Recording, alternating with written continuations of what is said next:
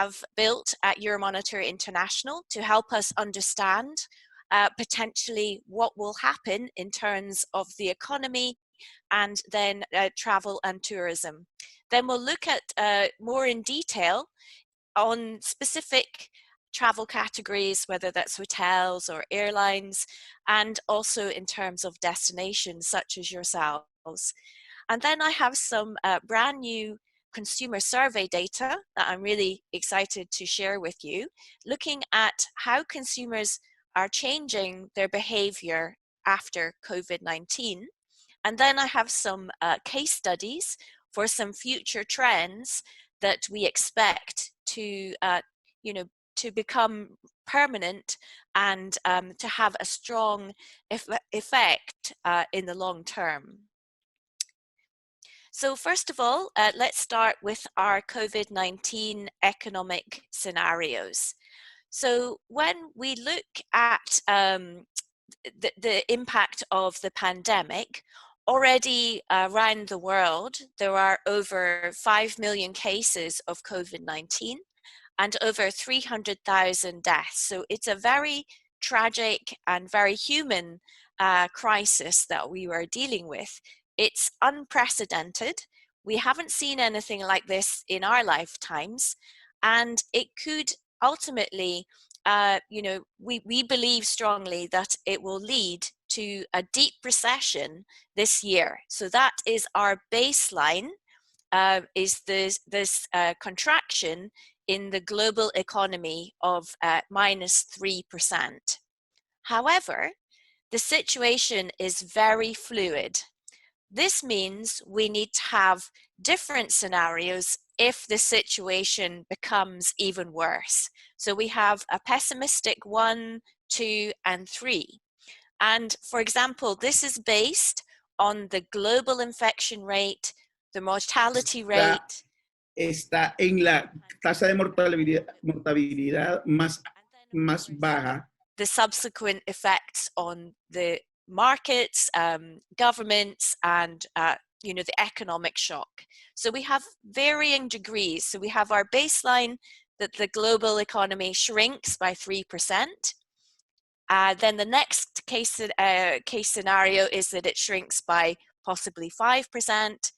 It may be 7%. It may even be as deep and as large as almost up to 12%. So just to show you how that looks in terms of the global economy. So in 2009, it was growing around 3%, but now we have that sharp drop. As I said, potentially 3%. It could be even deeper. However, what we are seeing, and this is from our economist team, that the global economy will bounce back and recover once the pandemic is under control, and we have managed to reduce the spread of the coronavirus. That could take 1 to 3 quarters, or it could take a year and a half or even more. And it all depends on the finding a vaccine and also finding additional treatments to help people who have caught the virus. So when we look at travel and tourism, from the very beginning of this year, we saw that travel was the first to be impacted. When China announced the virus, suddenly they went into lockdown, and then of course the virus spread from Asia to Europe to the Americas, and now is all around the world. And as a result, governments have imposed some form of travel ban or restrictions in all countries around the world. As I said, this is unprecedented. So how does this impact travel and tourism? So on the left there, we have world tourism arrivals, the baseline, which is what we think is the most probable scenario, and we expect at least a 25% drop in global arrivals. And then we have the different scenarios if it's, even worse. And the worst worst case scenario is that it could, global tourism could fall by 80% this year. So that's the worst case scenario if we have a very high level of deaths and it takes a long time to control the disease. So as I said, this is to do with everything is quite fluid.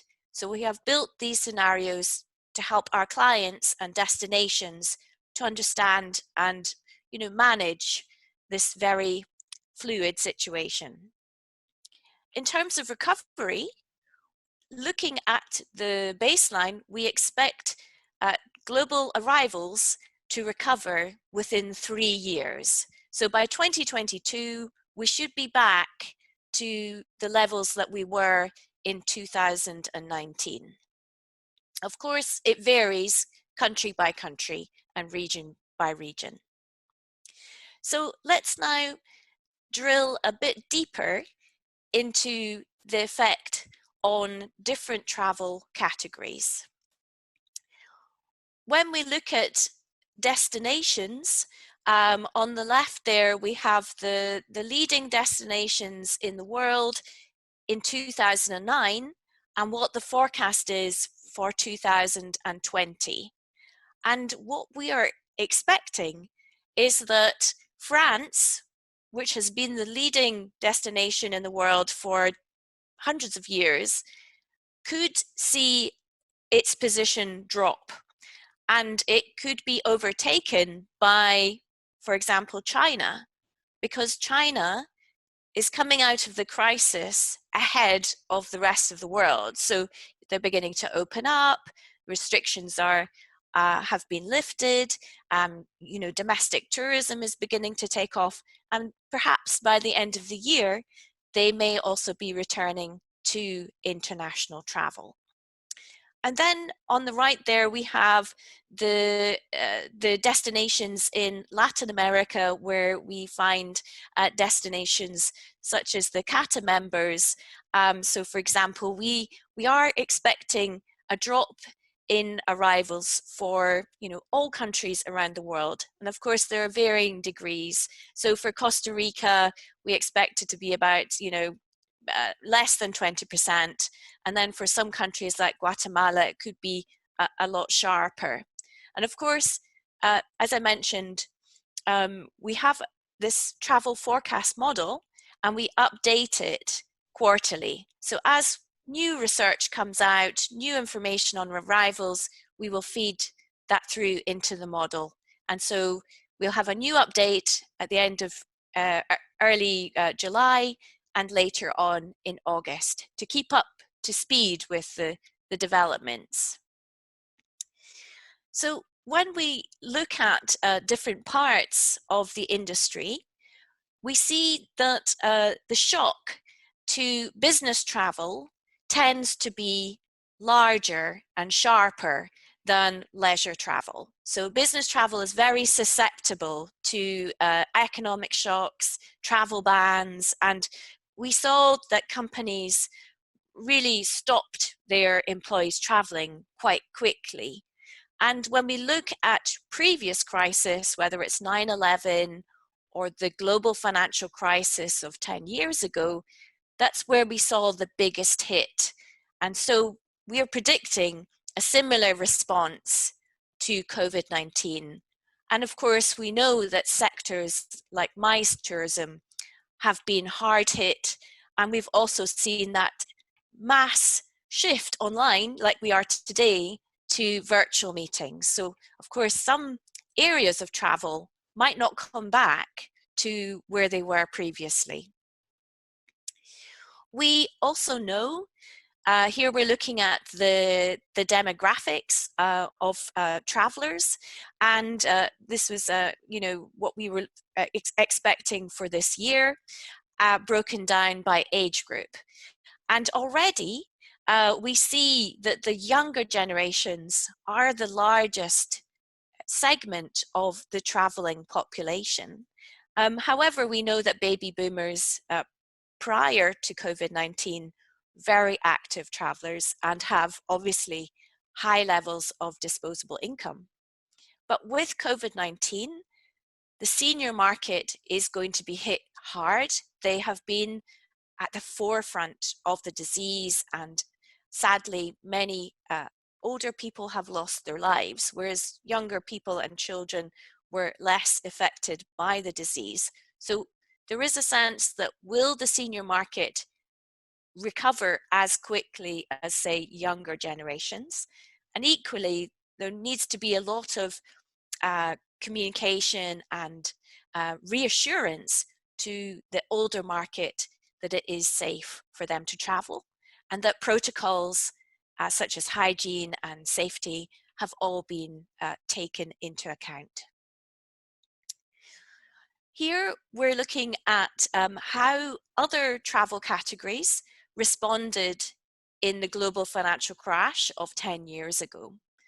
And on the left there, you can see that those categories dependent on incoming tourism, inbound tourism, plus domestic. We can see that hotels were very, very hard hit in the last crisis, and we predict at least a drop of, over 50% this year. When you think about all the hotels and accommodations that have had to close, sadly, and those that might not open at all because of seasonality, they may feel, well, this season we've missed it, we're not going to open again. Short-term rentals were impacted in the last crisis, but were less so than hotels. And we're hearing that short-term rentals like Airbnb, people might gravitate to them because they're self-contained and they feel that they've got a bit more privacy in rented flats and properties. One of the categories that is the hardest hit at the moment are the airlines. And so already IATA putting out forecasts that this year airlines could fall by at least 50 to 55% in their revenues. And travel intermediaries, tour operators and agents, they are going to have an even harder shock because they are the ones that are packaging up products. And with the constriction in demand, the constriction in supply, it just shrinks the pie for them. Obviously, travel is on hold at the moment, but when they open up again with the restrictions being lifted, we may see this race to the bottom in terms of discounting. So that's why we feel that intermediaries will be harder hit than some other categories. Looking at recovery timelines, in green you see in the past crisis, whether it was 9/11 or the global financial crisis, which in green, those were the categories that recovered to pre-crisis levels the quickest. And then what we've done is take a view, well, what's going to happen after COVID-19? So as we talked about, tourism demand, inbound and outbound, could take 3 years to recover. Domestic tourism will be faster because that's the safe haven for destinations as their international markets shrink. But for other categories, it's going to be a long road to recovery to pre-crisis levels, particularly those intermediaries, cruise, where cruise found themselves very much at the forefront of some of those outbreaks, for example, the Diamond Princess in Japan, which could, it will be difficult for them to recover ground quickly. And here I've pulled the recovery times from the global financial crisis for Latin America, so including Central America. And I would say that last time around in the crisis, this region was relatively resilient. You can see that arrivals took 3 years, domestic trips took 2 years, hotels, not bad at all, only taking 4 years to recover, especially mid-market and budget taking just a couple of years. And of course, the fact that there was no impact on the low-cost carriers or package holidays. So it looks like there are some really resilient categories in this region. And what we also tended to see is, if we zone in and have a look at online, that last time around, there was very little impact on online sales and of course mobile sales. But for this crisis, for COVID-19, every player, every brand, whether you're online, offline, or omni-channel, everyone has been hit in the same way. What will determine success is how quickly people can recover, change strategy, and also we need to accelerate the shift to digital for SMEs, for small, medium enterprises, to make sure that they can take advantage of, one, at the moment, communicating with their consumers, offering virtual experiences, but two, that they have a website where they can, make sales and bookings and, have that all set up for them. So here I've got some data from Sojourn, which shows the change in flight search and bookings since the beginning of the year for your 8 countries in Central America. So you can see that there's this very sharp drop sort of mid-March, which was when the World Health Organization declared the pandemic, and then we saw the travel bans coming in place from in the US to outbound travel, the bans on Europe, the lockdowns, and everything coming to a standstill. And then on the right there, we have the forecast projection for Latin American countries, including Central America, for the next 4 years. And there's a lot of green there. So it does look like after we come through this difficult period, then there will be growth in the long term. For key source markets into Central America, for example, the US, this country is now heading into a very, very sharp recession, and potentially the worst they've seen since the Great Depression. And of course, we've got those scenarios to help us. Our baseline is 6% drop in the economy, but potentially it could be as much as 10%. So what does that mean in terms of outbound travel? Because the economy and disposable income is such an important driver of tourism and outbound tourism. So there on the right there, you have outbound departures from the US. And of course, with our model, we could hone in on where they're traveling to, such as Central America, if anybody wants some extra information after this webinar. In terms of consumer preferences, we run a very large consumer survey every year, and this takes into account some of the COVID-19 effects. And so this is looking at US travelers and what they prefer. And their number one is relaxation, like a lot of us, but equally a safe destination. And of course, that communication is fundamental coming out of COVID-19, especially considering the new normal, the new norms in terms of social distancing and, the need for hygiene protocols and putting people at the heart of interactions and making sure that they feel safe. Another interesting area about US travelers is their preference for nature and outdoors. They like family friendly, they like quality food and dining. They're not so bothered about package holidays or sustainability as yet. But of course there will be core groups such as adventure, where sustainability will be very key to them.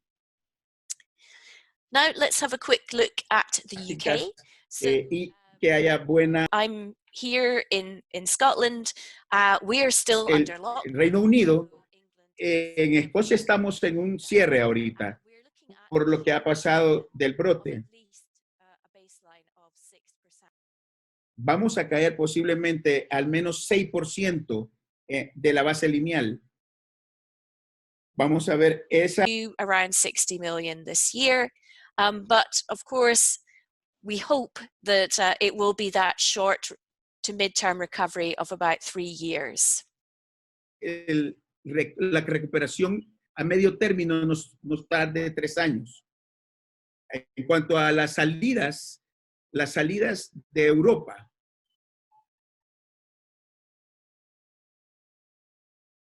las fronteras aún están cerradas. Entonces, esto genera un problema. Por ejemplo, no se puede viajar en algunos lugares y poco a poco se están abriendo. Alemania está cerrada, Austria está cerrada. A pesar de que sí tienen viajes domésticos y turismo doméstico, veamos Alemania, por ejemplo. Ellos se están recuperando relativamente rápido. Son los menos afectados por la enfermedad. Y si lo comparas contra los demás como Francia, Italia, España, ellos en un corto término se ve muy, muy bien, muy prometedor.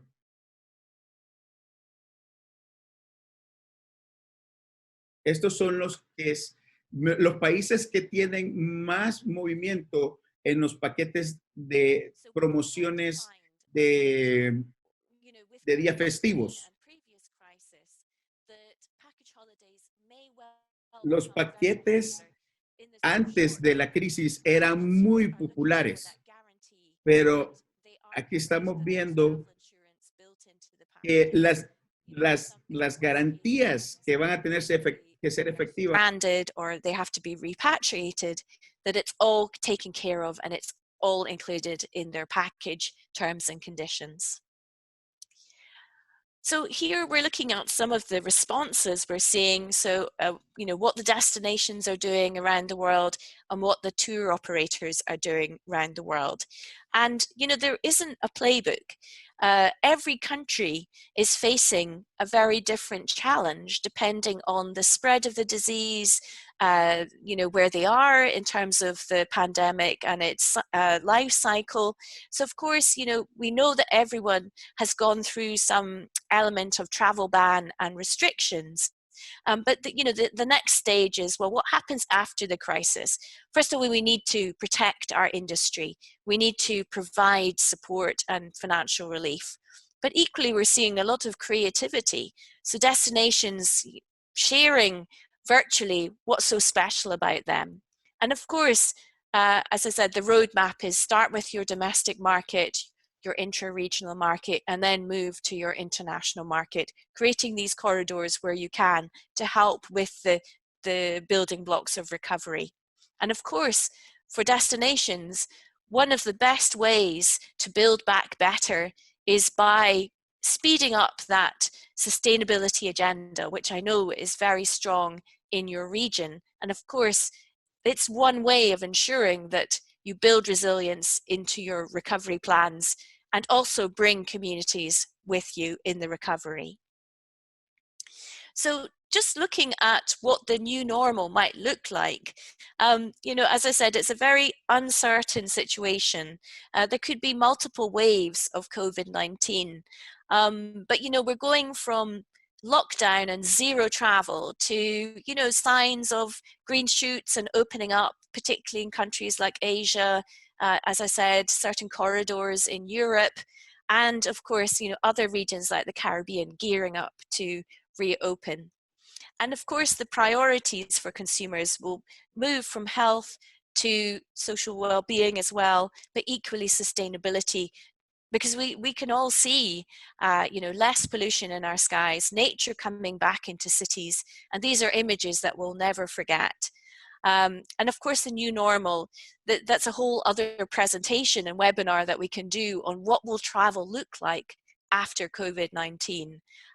But of course, already we're seeing some signs: lower demand, less mass tourism, less occupancy, less load factors for airlines, and of course that sort of the new social norms instead of like the social distancing. Okay, so I'm now going to share the consumer survey data with you. Caroline, Yeah, sure. sorry, it's Marco speaking. Before moving forward, we've received a couple of questions that I wanted to report to you. Maybe we can take a little bit of a pit stop here and answer these questions. So, yeah, sorry. One of the questions is... Sí, si quieres, podemos, yo las puedo leer y que Caroline le dé una respuesta. Así descansas un poco. Okay. Caroline, we have some questions from the audience. I'm going to read it and then we can translate it to them. Sure. The first question is, how will the older age traveler will be affected because of the COVID-19? This is one of the questions that we have. So could you, so just so I understand, so how will the older consumer be affected? Is that the question? Yeah, that's the question. Yes. I heard that you mentioned a little bit, but I don't know if you want to say a little bit sure. more. Yeah, so basically I've been looking at our age, so our demographic and income information. And what we can see is already that if you look at the higher income brackets, so A, B, and C, there are more young people in those higher income brackets than the baby boomers. So already we know that the economic power is shifting to the younger generations, but the baby boomers are continuing to see growth in their incomes because, one, they've paid off their mortgages, two, they don't have dependents, they have a lot of discretionary power that they can spend on travel. But the question is, how cautious, how much fear will they have to return to travel? And that's where it's very much up to destinations to communicate and engage with them, to reassure them. I think the desire to travel will still be there because they're very adventurous and they like to travel the world. However, it's that communication and trust that's really fundamental to encourage them and to also communicate the new normal, but making it consumer-centric and not too sterile, because we also have to not put people off. They need to be reassured, and it needs to be personalized, and but not completely like going into a hospital.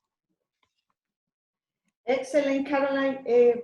Para decir un poco en español a la audiencia, lo que ha mencionado Caroline es sumamente importante porque no es un grupo que definitivamente ahora mismo va a tomar la decisión de viajar pues, con mucho más cuidado y la va a tomar en mucho más tiempo. Lo importante es que se hagan buenas estrategias también de comunicación y cómo comunicar y mandarles seguridad a estos baby boomers que anteriormente pues han viajado bastante. Creo que es muy interesante definitivamente para todos en que trabajamos también en la creación y desarrollo pues, de estrategias de comunicación, enfocar muy bien los mensajes a cada uno de estos grupos de turistas y más aún siendo el grupo de los baby boomers que van a estar más afectados y que les va a tomar más la decisión de poder viajar a nuestra región. También, Caroline, we have another question here. Do you think flights rates will be dropped? Could you repeat that question? Do you think flights rates will drop? The flight prices. Right. The rate of the flights. Yeah, I think it will depend on the routes and also the countries. I can see that the low-cost carriers will be sort of definitely pushing their low sort of value, the low value of their flights.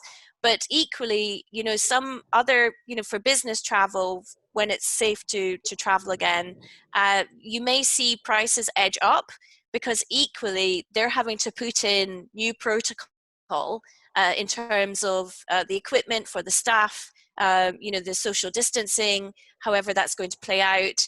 IATA are really against the middle seat being, you know, unoccupied. So they want people to come on board, use that middle seat, and everybody to wear masks, and the crew to be in full PPE. So you can see that for certain scheduled carriers that they will, you know, put up the price, but then they can sell that on to the consumer as a, look, we've taken COVID-19 to effect. It's much safer for you to travel with us because of, you know, all these measures we put in place. So I think but you're right, I think there will be a lot of price competition to help stimulate the market. Muy interesante también lo que comenta Caroline. Bueno, interesante ha sido desde su inicio de su presentación hasta lo que vamos ahora, con una data tan relevante también, pero definitivamente sí considera que va a haber mucha competencia entre las líneas aéreas y que también va a depender pues de las distancias y de los mismos países para poder pues entrar a una competición de tarifa. Entonces es muy probable que puedan también bajar las tarifas y verlo pues a raíz como que se parta en las negociaciones que ellas tengan y se hagan desde los propios países y dependiendo las distancias.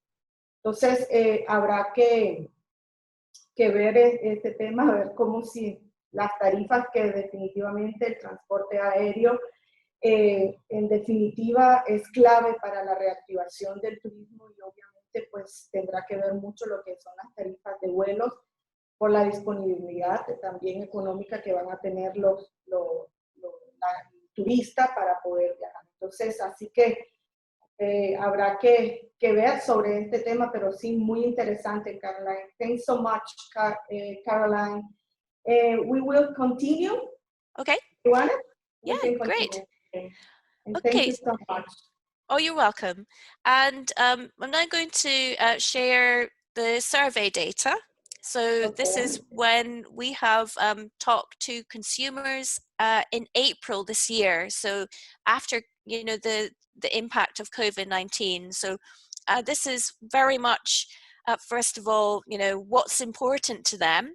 And we can see that, you know, cancellations and postponing travel has been really key for consumers, because, you know, there is this sense that they want the brands that they deal with to be flexible and also to, you know, to refund or to give them a credit note where possible, because if you can't travel, you know, you want your money back. So I know that this is challenging for the industry, but it's definitely very important. And then some interesting shifts in how consumers are traveling. So in this sort of short term, in the dark blue, we can see that they've reduced their use of public transport, obviously the use reduced air transport. But what's interesting is what's going to happen in the midterm and what's going to be a permanent change. And so in the midterm, they still expect to reduce air travel and to reduce international travel, but long term, they don't. They expect to go back to it and to return. So the move away from airplanes and international travel is not a permanent shift. So I think this is like, you know, it's not great for the environment, but it's good for you know, countries that depend on international tourism. Then another very interesting shift is that, yes, they are reducing their carbon emissions in the short to mid-term, but then of course they go back to that once they start traveling internationally. But one important long-term shift in orange is the attention that consumers pay to brands and companies that put their employees and customers first, and, you know, that they prioritize people. So we're seeing a very big, strong move towards people-centric and purpose-driven brands. which I feel, that social element of sustainability has been pushed forward because of COVID-19. Here's some interesting data that we have when we talk to our client base. So we're talking to thousands of travel and tourism players around the world, and we say what are the most important developments in technology over the next 12 months. And the number one is improving the customer journey and the user experience and integrating technology to enable that, improving customer service, and then of course this very important communicating the right information to consumers about COVID-19, in terms of those risks that we talked about, and the social distancing, the new health measures such as masks and things like that. So it does feel that, again, with COVID-19, there's a real opportunity to continue and to push down and push forward with the digitalization of travel. So any questions before I move to the last section?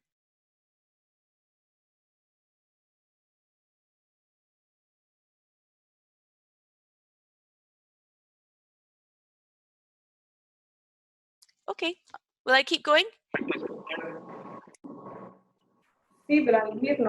Okay, great. Go ahead.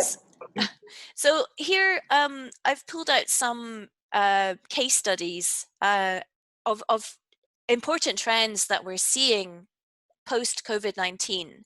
And as I mentioned, destinations, everything is closed, but they still, need to communicate with their visitors.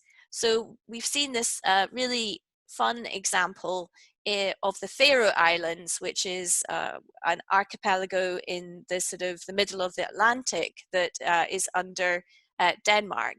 And what they've done is they've created this virtual experience where you can remote control one of the locals, and the local is wearing a GoPro, and you can give commands to this tour guide, and the tour guide runs and jumps and explores the islands, and it's just a really engaging, highly immersive way of one, seeing the destination, but two, getting to know the residents as well.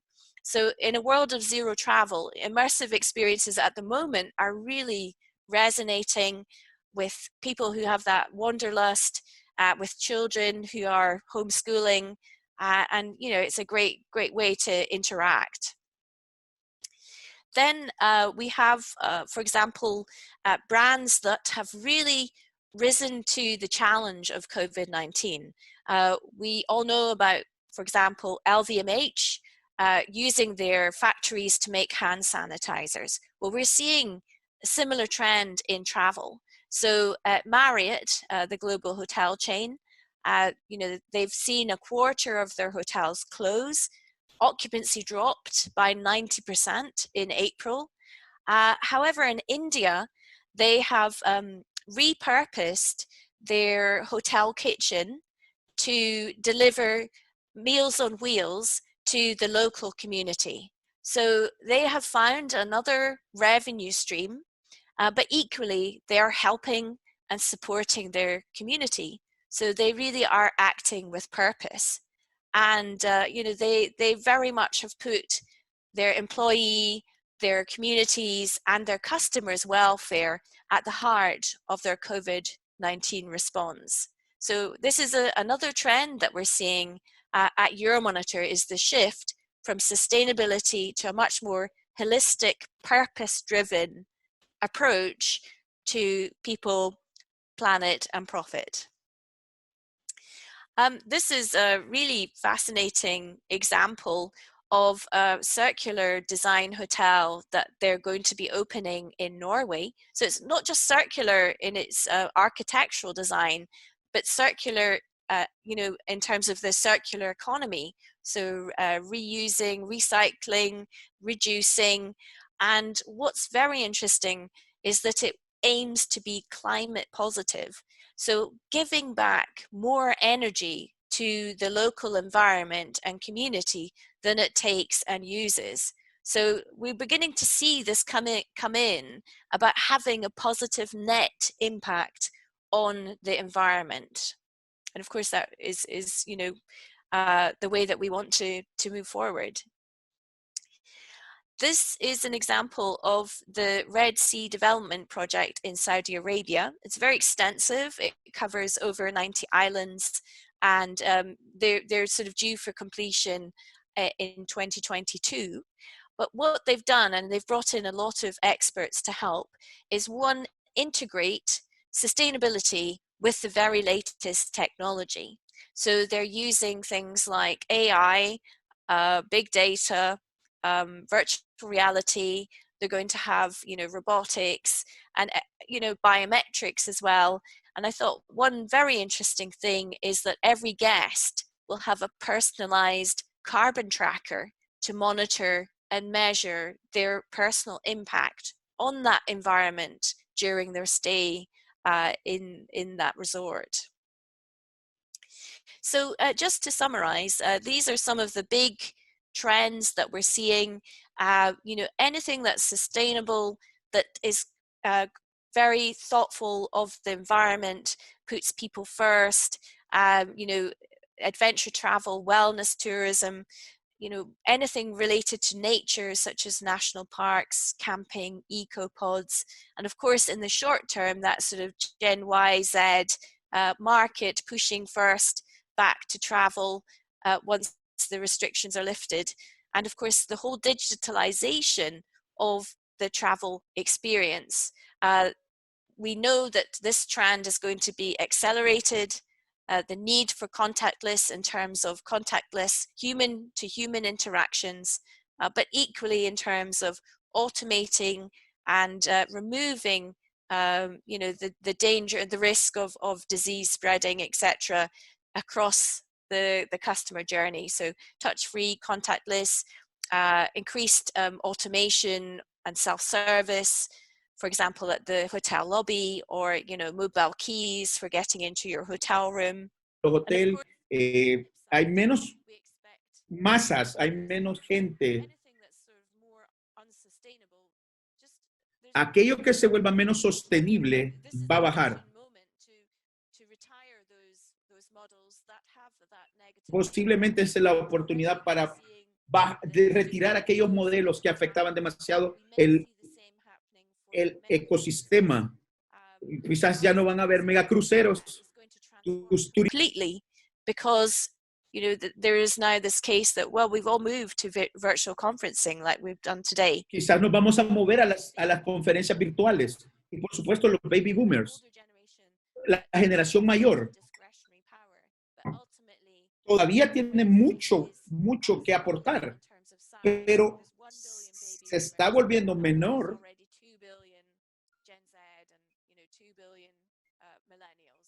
Pero hay 2 billones de millennial y 2 billones de generación Z. Los principales cosas que hemos aprendido. El COVID-19 ha tenido un impacto sin precedentes en la economía, en nuestros consumidores, en cómo viven, cómo trabajan, cómo compran, cómo viajan. También los destinos van a tener que trabajar para generar más turismo.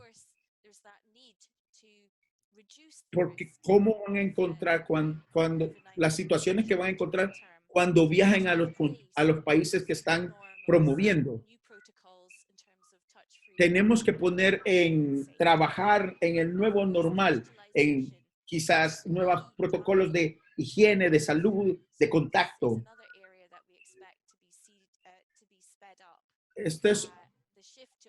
La digitalización es otra área en donde vamos a crecer. No se trata de ir tan lejos como traer robots y todo esto, ¿verdad? Pero tenemos que tener un balance real o correcto para la manera de cómo vamos a hacer personalizada la nueva experiencia del consumidor. También va a ser la oportunidad para, ayer estuve hablando para reposicionar o repensar de cómo hacer las cosas mejores. Todo se está reconstruyendo, pero ahora es tiempo para reconstruir mejor y tomar a la comunidad con nosotros. Esta es una oportunidad fantástica para minimizar el impacto negativo en el turismo. Tenemos que hacer sosteniblemente fuerte los destinos que queremos promover. Esto pasa quizás una vez en la vida que tenemos que hacer un reset global. Para mí ha sido muy bonito. Esto es todo para mí. Ahora quedo abierta a preguntas. Sí, Vladimir, dame un segundo. Thank you, Caroline. Thanks for all your information. It's just fabulous. Quiero hacer también un comentario también por parte que nos ha dado don Raúl Calvet, que es de Calvet y Asociados, una empresa que suele trabajar muchísimo con data, y la verdad que es un honor, don Raúl, también tenerlo aquí presente dentro de la audiencia. Don Raúl, contando con el expertise que tiene en estos estudios y research, como también, pues, me imagino utiliza mucho los datos con Euromonitor. Don Raúl nos habla que con respecto al tema de las tarifas aéreas, como Caroline lo mencionó y fue clara, en el tema de las líneas aéreas de bajo costo, muy probablemente suban sus value rates y las líneas regulares también para poder cubrir los nuevos protocolos que ahora se van a implementar en cada uno de los países. Esto en el caso de las líneas de bajo costo. A eso también hay que sumarle la política predatoria de los gobiernos de la región, de cargar impuestos sobre los pasajes que en algunos casos duplican el costo real de la línea aérea. Creo que a nivel regional ese será un tema que también habrá que trabajar muchísimo con las líneas aéreas y el transporte aéreo en general que vuelve a la región. También nos indica don Raúl que según sus investigaciones solo veremos tarifas competitivas las primeras semanas de reapertura hasta superar un porcentaje de ocupación según cada ruta y cada línea aérea. Muchísimas gracias, don Raúl. Muy bueno sus comentarios y sus aportes. Caroline, we have another questions here. I'm going to read it.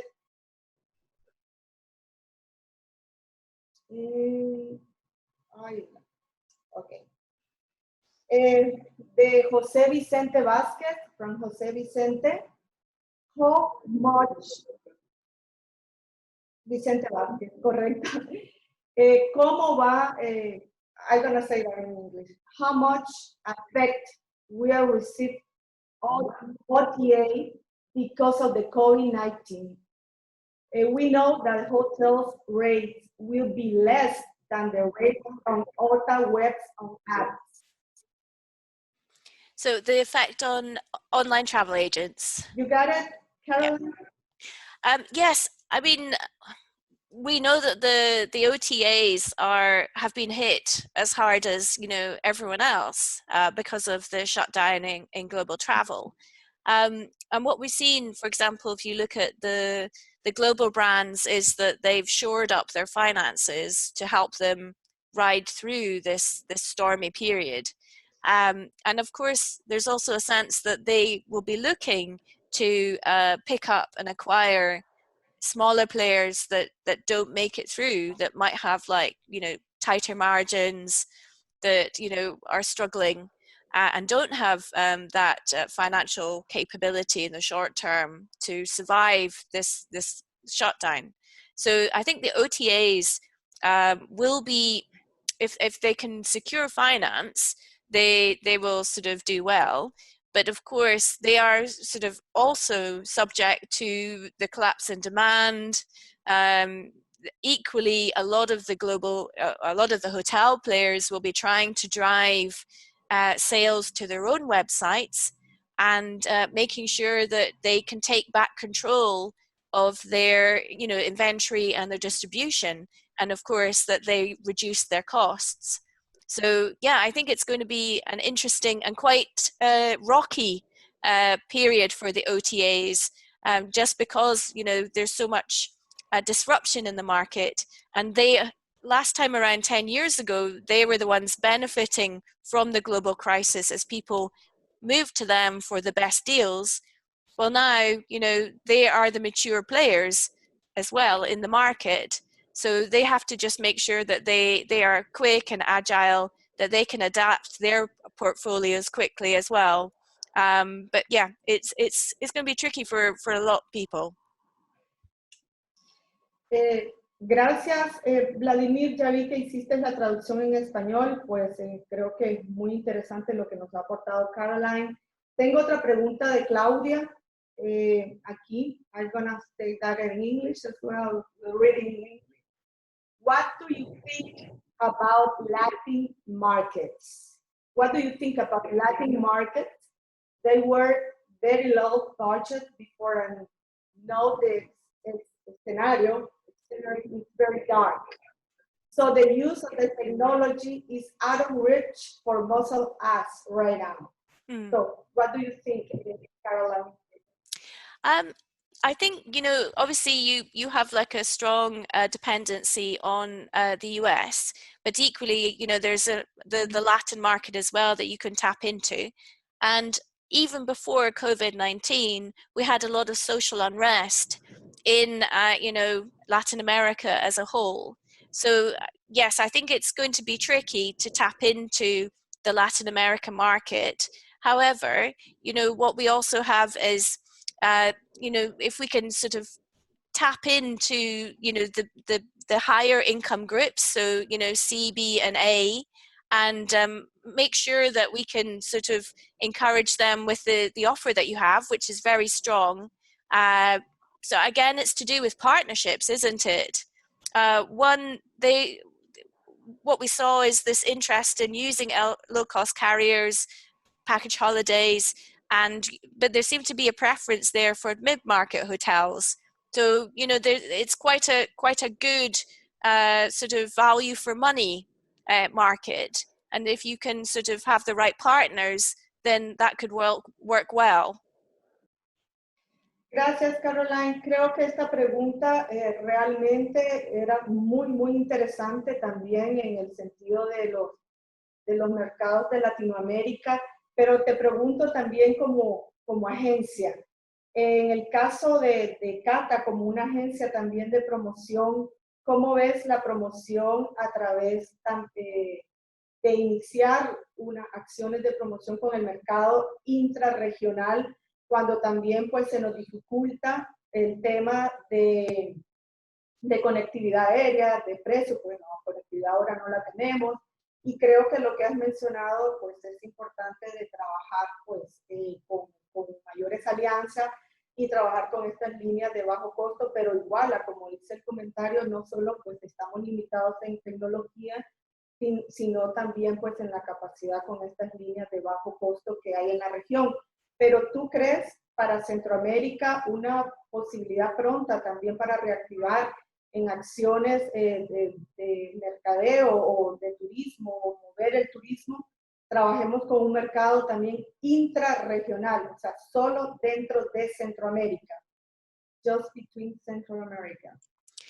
Yeah, I mean, that's part of the rebuilding and the recovery, is that you create these travel corridors, and it makes sense for you to do that as a region, and then extend that out to your core markets. So the US or Canada, and then also from Latin America. So you have this great geographical position that you can leverage.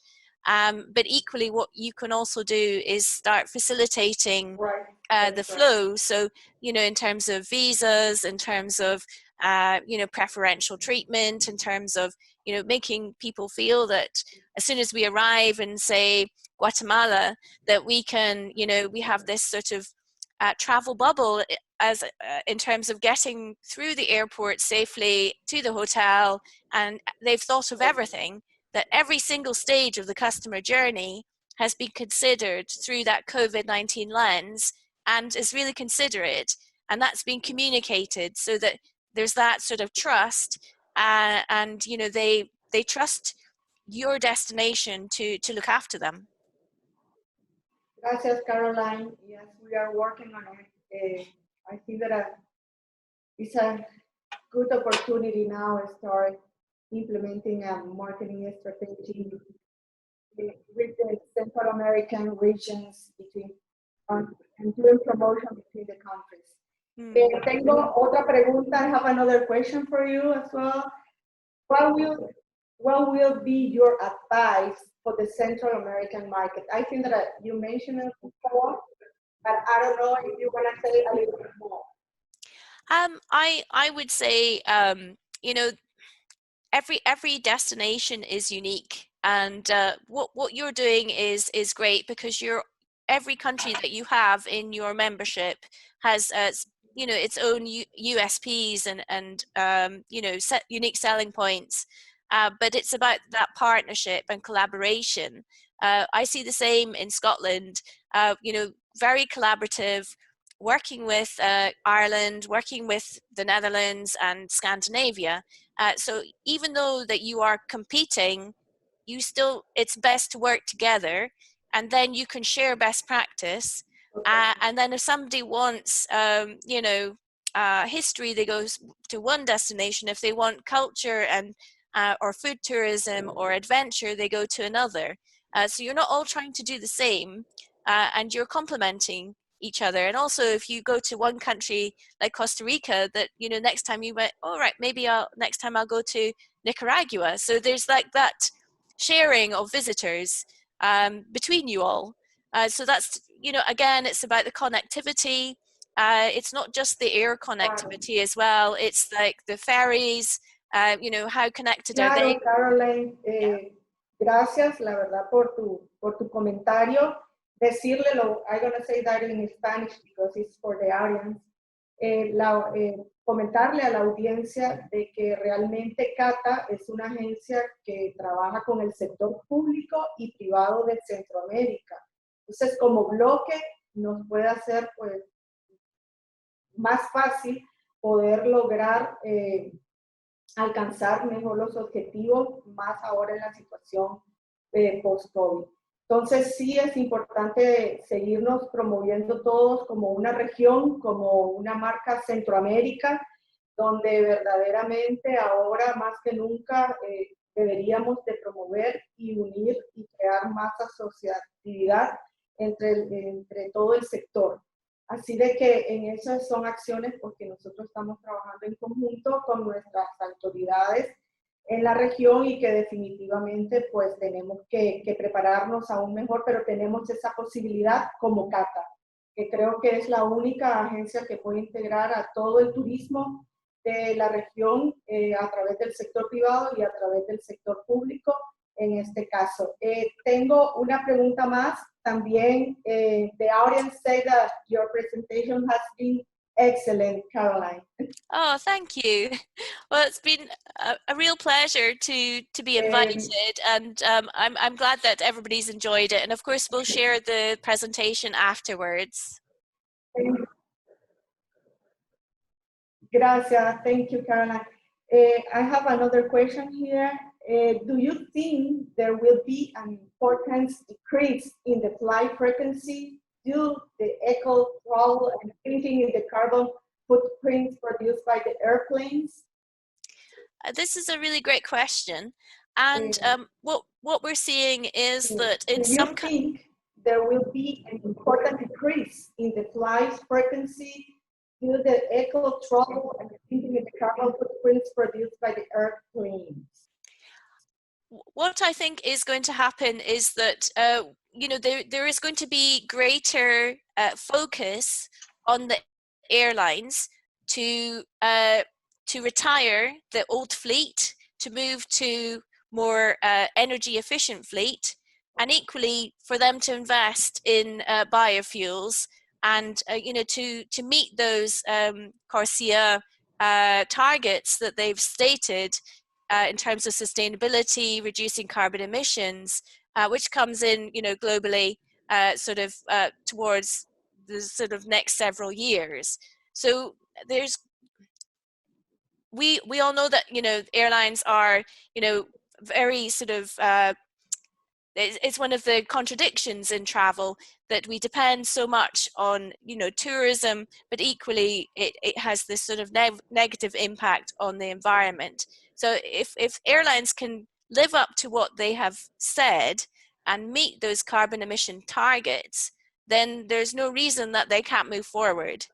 But they have to make that happen. So again, it depends on government. So with the Global Goals Agenda, the SDGs for 2030, if airlines aren't meeting their part, or aren't pulling their weight, and their destinations and governments are seeing that it's not happening, then obviously they can start making more stringent demands of the airline industry, because at the moment they're setting a lot of the standards themselves, whereas governments, as we can see, governments can shut travel and tourism down if they have to. And it could be in the future that this is again a lever when we get to a stage of critical climate emergency, that government will shut travel down. So I'm sure airlines don't want that to happen either. Claro, muy importante. Tengo, thank you, Caroline. I had comments in Spanish. I'm going to read in Spanish from José Aguilar. Buenos días, excelente presentación. Es oportunidad de crear ciudades inteligentes en donde haya un cupo máximo y en determinado momento ya no puedan entrar más turistas. Por ejemplo, Antigua Guatemala. Yeah, he's asking. Could you say in English, please? Smart city. Sorry, I didn't quite understand. Yeah, let me step in. It's about, actually it's the example of Sí, Antigua porque Guatemala. tendrías que cambiar el canal del español al inglés para que ella te pudiera escuchar. Y no sé, Vladimir, si lo puedes hacer. En el caso de que cambiaras el canal, podrías hablar en otro idioma y te escucharía. Ok, tranquilo. Can I ask the question? Le pregunto yo en inglés. ¿Aló? ¿A Carolina? Okay. Es oportunidad, pregunta José Aguilar, the question is in Spanish. Sorry. Excelente presentación. Es oportunidad de crear ciudades inteligentes en donde haya un grupo máximo y en determinado momento ya no puedan entrar más turistas, como por ejemplo en Antigua Guatemala. This is a question. Una pregunta. Muy buena. I got it. It's to do with smart cities. Caroline, can you hear me? Yes. Right. So it's about smart cities. It's the example of Antigua Guatemala. So Jose Aguilar is asking, is there an opportunity to create smart cities where there is a cap with regards to how many people can come? So for example, Antigua Guatemala. Definitely. Yes. I think, we have to acknowledge that there is an optimum number of people that can be in sort of one place at one time, and using technology, especially big data analytics, the Internet of Things, which will be massively accelerated by 5G. Once that rolls out, that's going to really allow city planners and destinations, tourism boards to see exactly where people are. And we already know cities like the Netherlands, Amsterdam and Barcelona are using technology to to move, to understand the flows of people, and equally to direct them to less busy streets and to mitigate the impacts of the flows on the environment. So yes, I think it's a very interesting example, and yeah, I look forward to looking more into that.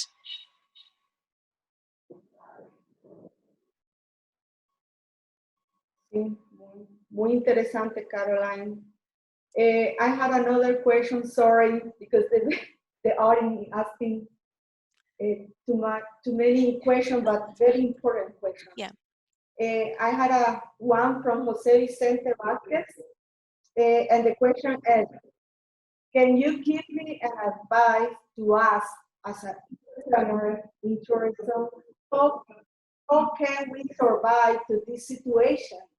We have to invent our service to food delivery. He's talking about the food delivery, how to reinvent. Yes, I think it's Reinventar.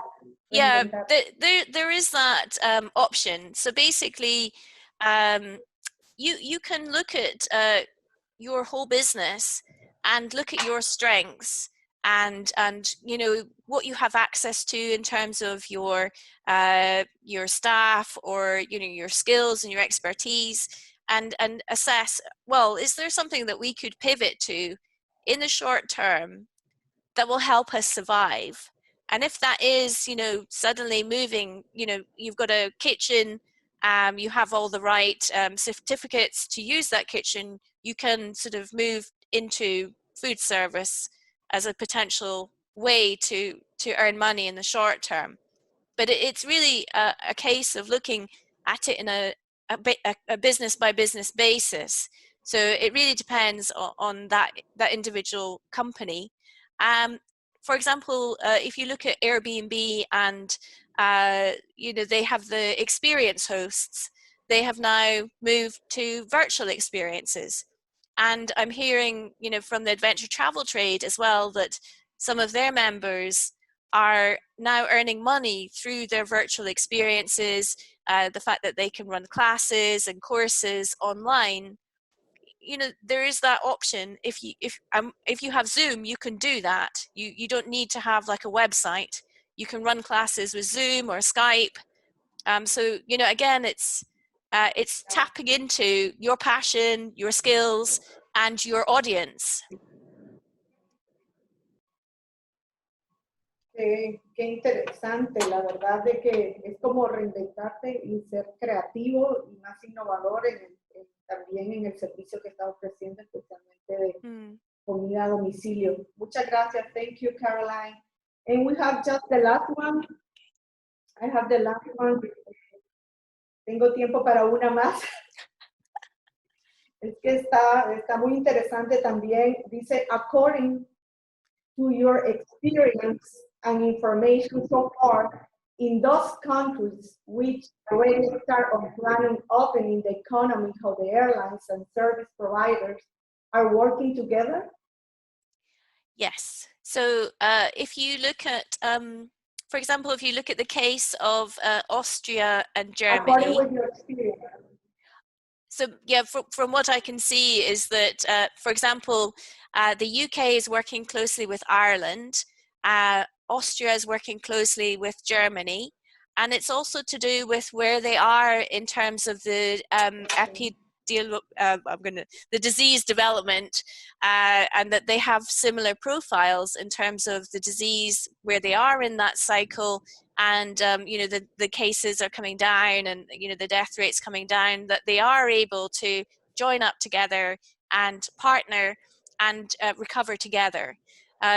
Equally, another interesting example is the Baltics. So Lithuania, Latvia, Estonia, and you know, all working together, you know, to come out of this as creating and rebuilding together, because you know, it is about building blocks. There's been such a shock to the whole travel and tourism system that it's going to take a while to ramp things back up again. And equally, we want to make sure that the residents feel comfortable, that the tourists feel safe, and that it's done in, you know, the best way that we can.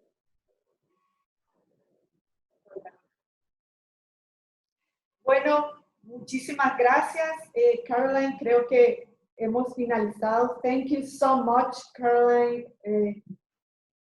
Your presentation has been great and very useful for us. Thank you. Muchísimas gracias a toda la audiencia que se ha conectado. La presentación, Caroline nos las estará dando, finalizando el webinar para poder compartir con todos ustedes, y también en el canal de YouTube van a tener la oportunidad pues de ver toda la presentación en todo el contexto. Muchísimas gracias nuevamente a Caroline, Marcos de Euromonitor, una empresa realmente que provee con datos muy buenos y que verdaderamente nos ayuda muchísimo a todos para poder crear también estrategias más alineadas con una realidad más acertadas, y que verdaderamente ahora pues con todas las agencias como Cata necesitamos de mucha manera, así como todas las empresas que trabajan en turismo. Muchísimas gracias a todos, los espero pues para el próximo webinar, que ya será el 25 de mayo, y lo tenemos aquí también cómo se dará la recuperación del sector de viaje post-COVID-19, y que será impartido por también otro experto, Raúl Mamani, que trabaja para la empresa Sojourn, también, que provee unos datos maravillosos. Muchísimas gracias a todos, y bueno, nos despedimos de Caroline, que está desde Escocia. Bye. Bye. Caroline. Thank you Lovely so to speak much. to you. Thank you. Thanks. Bye. Bye.